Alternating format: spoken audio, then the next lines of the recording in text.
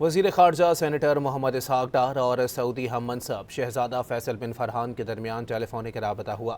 دونوں رہنماؤں نے علاقائی اور عالمی صورتحال پر تبادلہ خیال کیا۔ ترجمان دفتر خارجہ کے مطابق گفتگو کے دوران بحیرہ احمر اور باب المندب میں حالیہ پیش رفت سمیت فلسطین خصوصاً مشرقی یروشلم کی سنگین صورتحال کا بھی جائزہ لیا گیا۔ دونوں وزرائے خارجہ نے فلسطین کی موجودہ صورتحال پر غور کے لیے اردن کی جانب سے عرب اور اسلامی ممالک کا اجلاس بلانے کی تجویز کا خیر مقدم کیا۔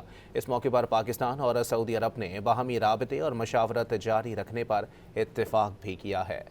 وزیر خارجہ سینیٹر محمد اسحاق ڈار اور سعودی ہم منصب شہزادہ فیصل بن فرحان کے درمیان ٹیلی فونک رابطہ ہوا۔ دونوں رہنماؤں نے علاقائی اور عالمی صورتحال پر تبادلہ خیال کیا۔